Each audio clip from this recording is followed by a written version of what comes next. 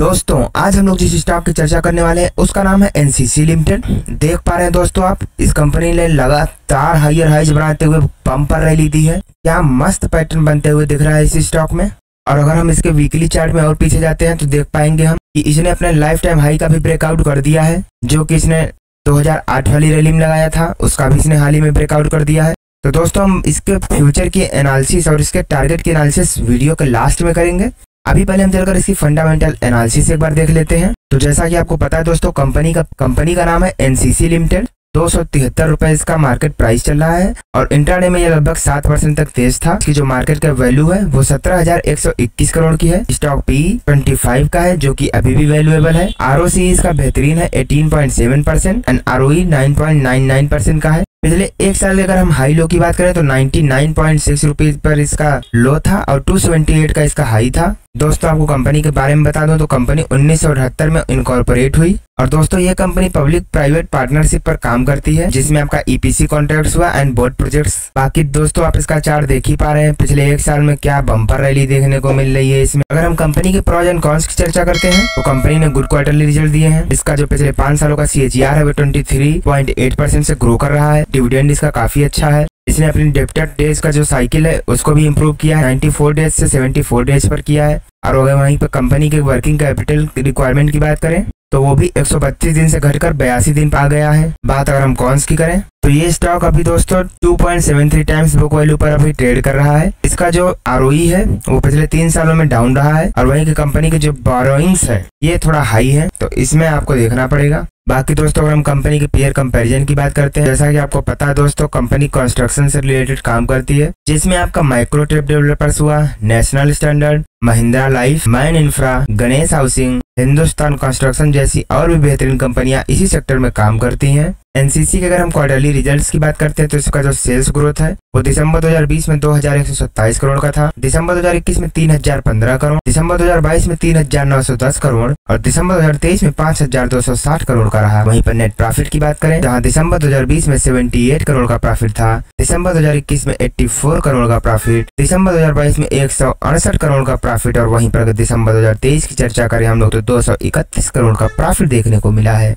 दोस्तों अगर हम कंपनी की प्रॉफिट एंड लॉस की बात करते हैं लॉन्ग टर्म में तो इसका जो सेल्स ग्रोथ रहा है वो मार्च 2012 में 6,518 करोड़ का था, मार्च 2015 में 9,513 करोड़, मार्च 2018 में 8,391 करोड़, मार्च 2021 में 7,949 करोड़ और अगर करंट में बात करें तो 19,309 करोड़ का इसका सेल्स ग्रोथ है। वहीं पर नेट प्रॉफिट की बात करते हैं तो मार्च 2012 में 56 करोड़ का प्रॉफिट था, मार्च 2015 में 48 करोड़, मार्च 2018 में 139 करोड़, मार्च 2021 में 283 करोड़ और करंट में बात करें तो 705 करोड़ का अभी भी इसका नेट प्रॉफिट चल रहा है। यानी कि इसके सेल्स ग्रोथ और नेट प्रॉफिट में काफी अच्छी रैली आपको देखने को मिल रही है और दोस्तों इसके नंबर्स लगातार बढ़ते जा रहे हैं। वहीं पर अगर हम कंपनी के CAGR की बात करते हैं तो पिछले 10 सालों में इसने 27% की रेट से, पिछले 5 सालों में 21% की रेट से, पिछले 3 सालों में 51% की रेट से और पिछले 1 साल में 151% की रेट से बम्पर CAGR दिया है। यानी कि इसने स्टॉक मार्केट में अपने खिलाड़ियों को, अपने इन्वेस्टरों को जबरदस्त मुनाफा कमा के दिया है। वहीं पर दोस्तों अगर हम इस कंपनी के बोरोइंग्स की बात करते हैं तो मार्च 2012 में 5,316 करोड़ का उधार था, मार्च 2015 में थोड़ा सा घटकर 3,390 करोड़ आया, मार्च 2018 में वापस घटते हुए 2,061 करोड़ का हुआ, मार्च 2021 तक 2,062 करोड़ था और अगर बात करें सितंबर 2023 में तो 1,439 करोड़ का अभी भी इस कंपनी के ऊपर उधार है। तो देखा जाए तो कंपनी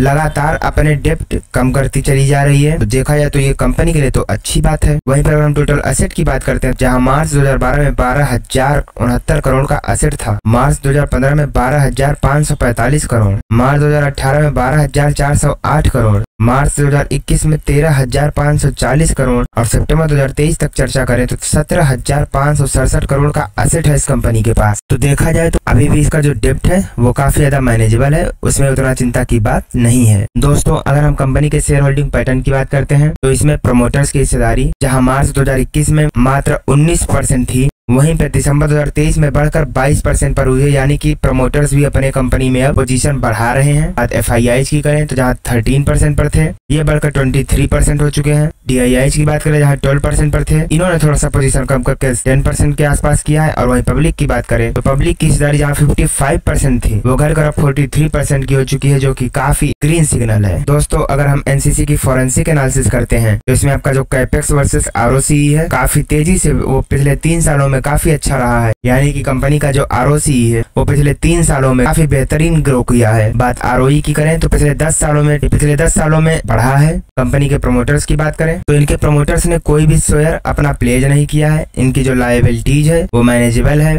वर्किंग कैपिटल इसका काफी तेजी से ग्रो कर रहा है। रेवेन्यू भी साथ साथ ग्रो कर रहा है। इनका जो डेब्ट है यहाँ पर थोड़ा आपको देखना पड़ेगा। और रिटेल्स की जो होल्डिंग है वो भी लगभग 40% के ऊपर है, तो यहाँ भी आपको ध्यान देना पड़ेगा। लेकिन अच्छी बात यह है कि अब रिटेल्स की होल्डिंग कम हो रही है और अब बाकी के जो बड़े इन्वेस्टर्स हैं जैसे कि खुद कंपनी के मालिक प्रमोटर्स भी अब इस कंपनी में हिस्सा वापस से खरीदने लगे हैं। इसका जो शेयर प्राइस है वो काफी तेजी से बढ़ रहा है। पिछले 90 दिनों में प्रमोटर्स ने अपनी कोई भी होल्डिंग भी कम नहीं करी है, उल्टा बढ़ाई ही है। दोस्तों अगर हम इसके रेवेन्यू की बात करते हैं तो इसका जो सेगमेंट है वो बिल्डिंग्स में 48% का, water and environment 21%, mining 10%, electrical 8%, roads 6% and irrigation 3%। Location wise बात करें तो इंडिया से इसका 99.4% का बिजनेस आता है and 0.6% rest of the world से। वहीं अगर हम इसके ऑर्डर बुक की बात करें तो बिल्डिंग से 41% का, electrical 22%, water and environment 16%, roads 14%, mining and others 6% and irrigation 1%। बात हम अगर असेट की करें तो इंडिया में इसका 90% का असेट है, बाकी का जो 9.8% है वो आउटसाइड इंडिया है। तो दोस्तों हम लोग वापस अब इसके चार्ट पर आ चुके हैं।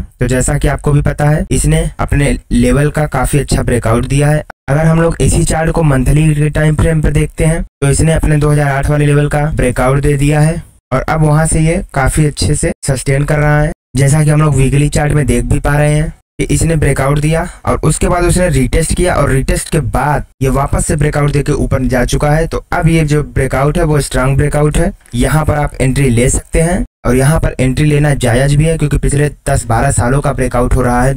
तो यहाँ से ये स्टॉक इतने साल नीचे रहा है, उतने साल भले ही नीचे न रहे लेकिन जो ऊपर जाने की इसकी गति होगी वो काफी यहाँ से फास्ट हो सकती है। तो बेहतर होगा कि आप यहाँ पर एंट्री लें। मैं तो इस बार स्ट्रांगली बोल रहा हूँ कि आपको यहाँ पर एंट्री लेना चाहिए, लेकिन साथ ही एक चीज और भी बोल रहा हूँ कि आपका जो स्टॉप लॉस है वो ये 200 लेवल, 200 के नीचे जाते ही आपको यहाँ पे स्टॉक काट देना है बिना कुछ सोचे समझे। और इसकी जो ऊपर जाने की कैपेबिलिटी है वो भले ही समय ले लेकिन यहाँ से जो ऊपर जाएगी तो बहुत ऊपर जाएगी। इसको आप अपने लॉन्ग टर्म पोर्टफोलियो का हिस्सा बनाइए। लेकिन दोस्तों मैं एक बार फिर से बोल देता हूँ कि वैसे तो ये स्टॉक मुझे बहुत पसंद है, लेकिन मैं फिर भी बोल देता हूँ कि आप एक बार खुद से एनालिसिस जरूर कर लीजिएगा।